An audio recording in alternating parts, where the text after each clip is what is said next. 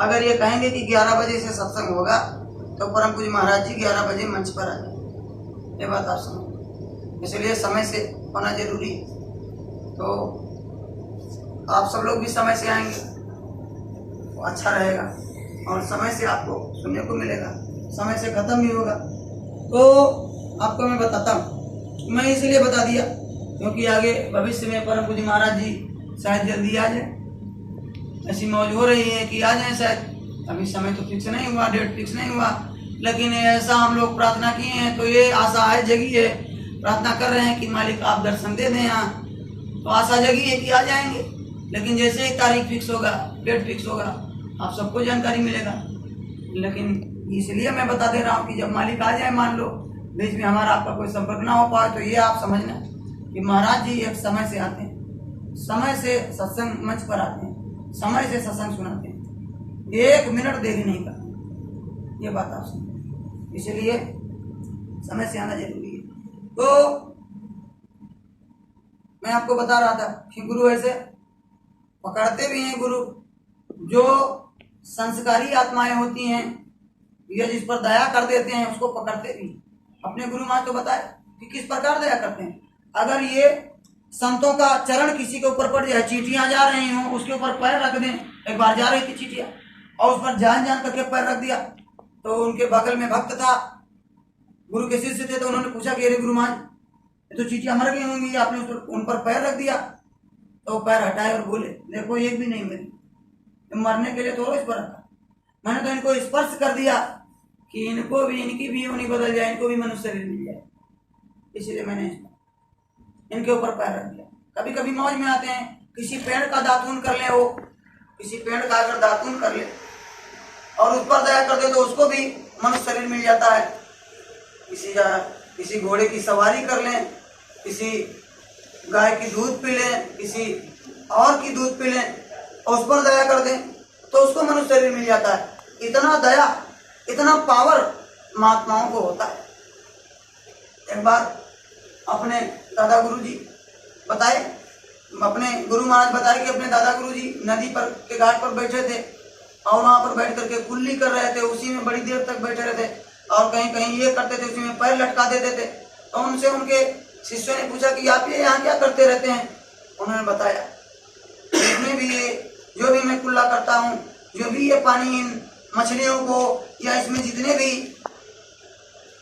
पंछी हैं, जितने भी इनके अंदर जीव हैं, अब वो जब इस पानी को पिएंगे उनके अंदर ये जाएगा और ये मेरा चरण से जब स्पर्श कर जाएंगे तो उनको मनुष्य शरीर मिल जाएगा। इसलिए मैं यहाँ पर बैठ करके काम करता हूँ। ये महात्माओं के शरीर से इतना दया मिलता है, इतना उनको पावर होता है, सीधा दे देते हैं।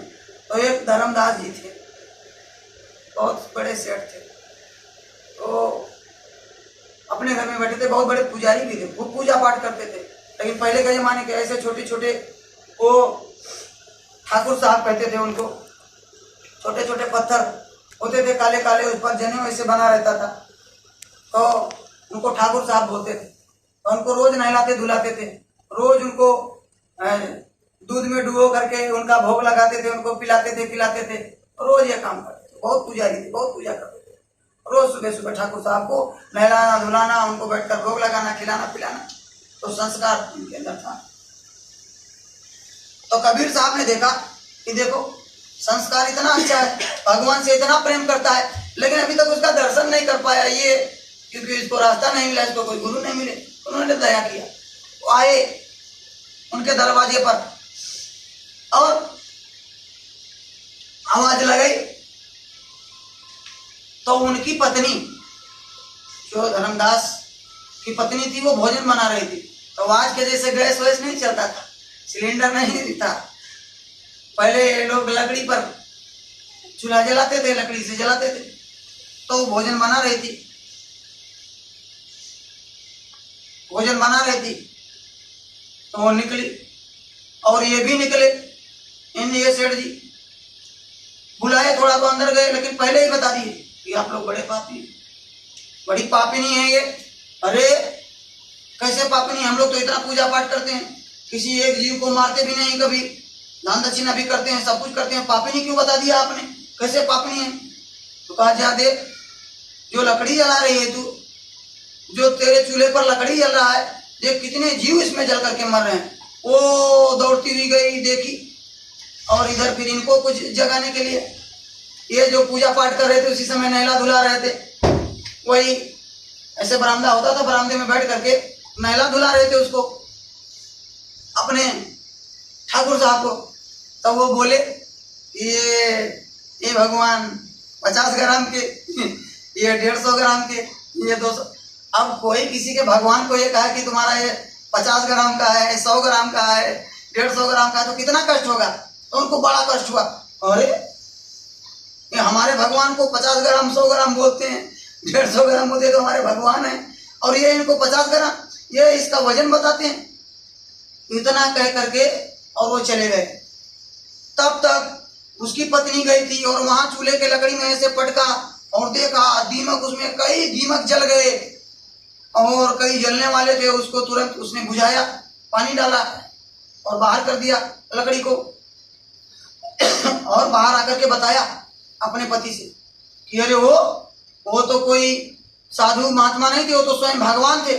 वो देखो दो कई मकान के अंदर, कई कमरे के अंदर, वहां पर मैं भोजन पका रही थी, मैं वहां भोजन बना रही थी, और यहीं से वो बता दिए कि तुम पापनी हो, कितने कीड़े मकोड़े आपके चूल्हे में जल गए। और मैं जब वहां गई और लकड़ी को पटका तब देखा उसमें कई दीमक जल चुके थे और कई जलने वाले थे, मैंने बुझाया। वो तो बहुत जानकार थे।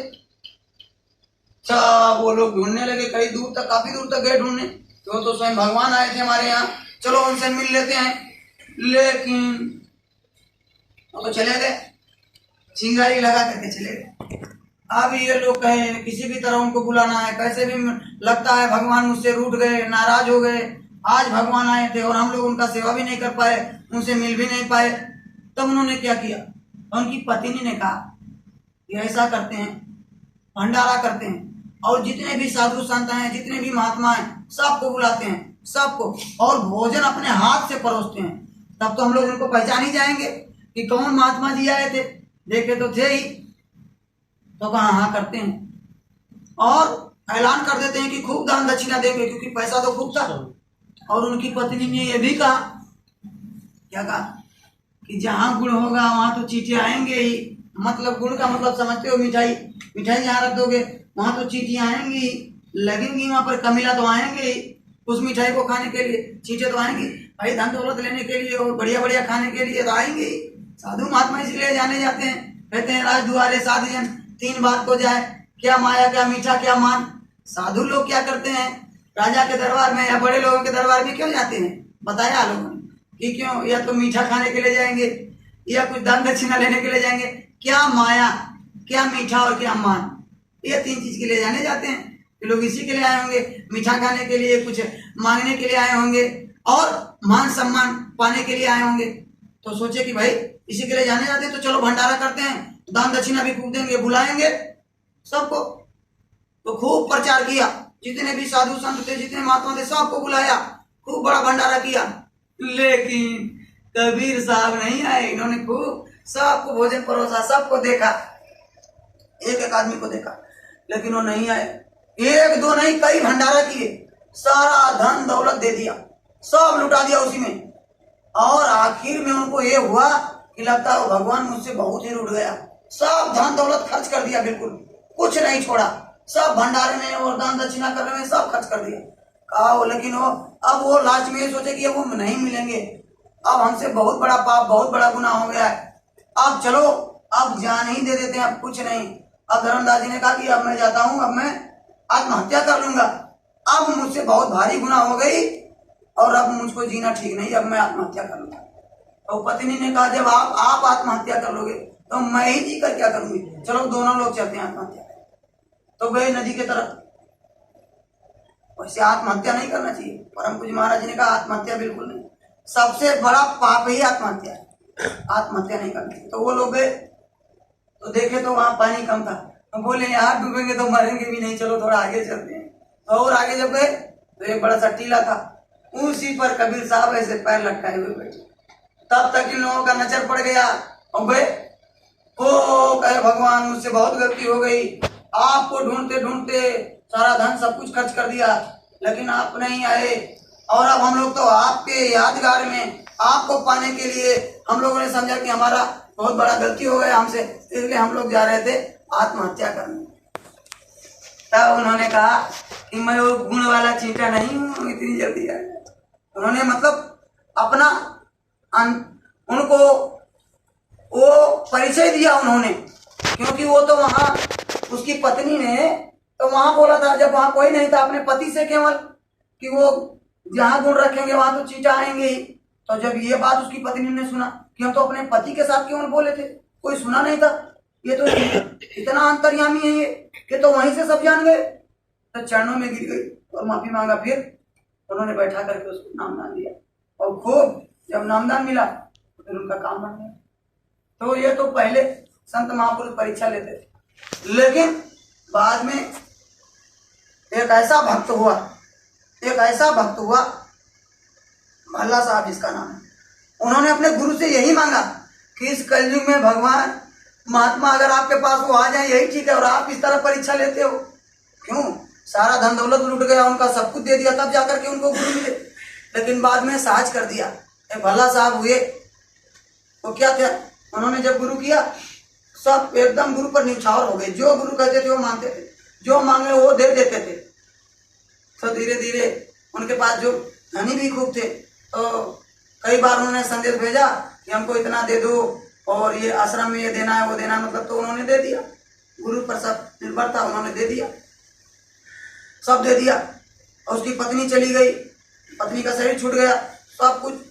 लोग कहने भी लगे कि ये भल्ला का तो सब चला गया। मैं छोटकरी में बताता हूँ कि भल्ला का सब कुछ चला गया, फिर भी ये गुरु को इतना मानता है। जब से गुरु किया इसका सब धन संपत्ति खत्म हो गया, इसकी पत्नी चली गई, फिर भी गुरु को इतना मानता है। तो एक दिन और आया कि भाई तुझको 25,000 रुपया देना है। तो कहा आप कहाँ से दूंगा, एक ही मकान बचा था तो उसको बेच दिया, दे दिया पहले की बात, तो उसको भी दे दिया। अब वो पेड़ के नीचे गुजारा करने लगा, वहीं पेड़ था सामने, वहीं रहता था। उसको 25,000 जितना बोला था चिट्ठी में आया था उतने उसको मिल गया, उसको भेज दिया और उसी पेड़ के नीचे रहने लग गया।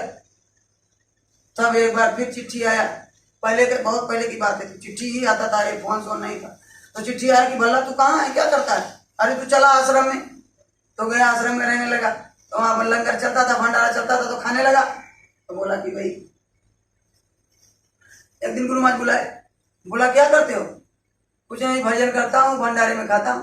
तो कहा तू जितना भजन करता है उससे ज्यादा तो खा जाता है, तो क्या तेरी सेवा हो? तू ऐसा किया कर, जाकर वो लकड़ी लाया कर जंगल से लंगर में जलाने के लिए। अब इतना धनी अवानी आदमी उसको बोले कि जाओ तुम लकड़ी लाया करो, उस समय की बात है। तो वह लकड़ी लाकर लेकर आता था, एक एक गट्ठर रोज लाता था बेचारा सर। एक दिन फिर बुलाए, बोलो जय गुरुदेव। एक दिन फिर बुलाए वो, बोले अब क्या करता है? सरकार एक गट्ठर लकड़ी लाता हूँ और भंडारे में भोजन करता हूँ बस। अच्छा, और तो एक गट्ठर लाता है तो उसका तो तू भोजन कर जाता है, तो तेरी सेवा क्या हुई? ऐसा किया कर, 2 गट्ठर लाया। तो अब वो दूसरे दिन से 2-2 गट्ठर लाने लगा। एक दिन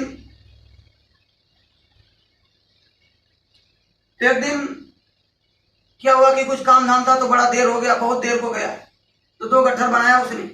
अब एक गट्ठर सर पर लिया और एक बगल में दबाया, कहा कि 2 गट्ठर तो ले ही जाना है क्योंकि दोबारा आ नहीं पाऊंगा।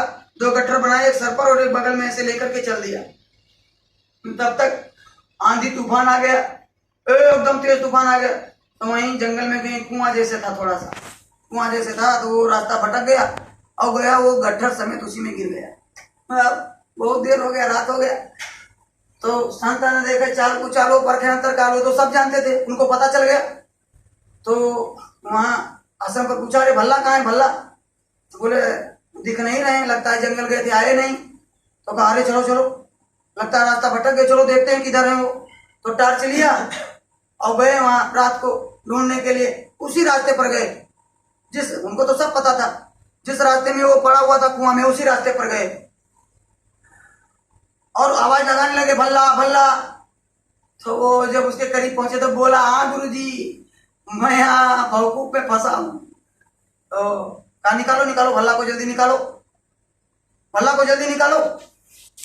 तो लोगों ने रस्सी वस्सी कुछ वो गमछा वमछा था उसी का बना करके नीचे डाला, कहा जल्दी से इसको पकड़ के निकलो। तो कहा मैं पहले नहीं निकलूंगा, पहले मेरी लकड़ी इसमें से निकालो, लकड़ी भी इसी में पड़ी, मैं इसको बांधा रहे, पहले तू निकल, लकड़ी की क्या बात है? कहे नहीं नहीं, आज गुरु के आदेश का पालन नहीं हो पाएगा मेरा, पहले मेरी लकड़ी निकालो। लकड़ी निकलवाया, दोनों पहले दोनों लकड़ी निकलवाया, उसके बाद भल्ला निकला। और जब भल्ला निकला तो गुरुजी ने उनको सीने से लगा लिया और कहा कि आज मैं तेरी सेवा से बहुत प्रसन्न हूं, आज बोल तू क्या मांगना चाहता है? तो कहा कि जब आप प्रसन्न हो गए, आप हमारे हो गए, मैं आपका हो गए, तो क्या मांगना, आप क्या मांगना? अब आप जब हमारे हो गए तो मांगना। लेकिन कहा कि कुछ मांग ले। तो कहा कि अगर आप देना ही चाहते हो तो मैं आपसे यह कहता हूं कि सरकार अब इस कलयुग में किसी से परीक्षा मत लेना, नहीं तो कोई भक्त आपके परीक्षा में टिकेंगे नहीं। तो उसी समय से तो ये बंद हो गया। ये बात आप समझ, परीक्षा नहीं लेते तो ऐसे लुटा रहे हैं, सबको नाम दान ऐसे दे। नहीं तो लिखा है कि पहले जन्म गुरु भक्त कर, दूसर जन्म में नाम, और तीसर जन्म में मुक्ति पद, और चौथे में निधान। पहले जन्म तो केवल भक्ति करवाते थे महात्मा, जो महापुरुष होते थे जो निज घर पहुंचाने का काम करते, पहले जन्म में वो केवल भक्ति ही करवाते थे, दूसरे जन्म में वो नाम दान देते थे, और तीसरे जन्म में मुक्ति पद होता है वहां तक, और 4 जन्म लगता था तब निज घर पहुंचाते। लेकिन ये सब विधान अपने स्वामी जी महाराज जब से आए उन्होंने सब खत्म कर दिया। उन्होंने कहा कि बस तू एक काम कर ले, मैं जो बताता हूं उसको कर ले, और इसी जन्म में तुझको पार कर। ये बात आप सुनिए, इसी जन्म में पार कर। तो अब हम ज्यादा समय नहीं लेना चाहते।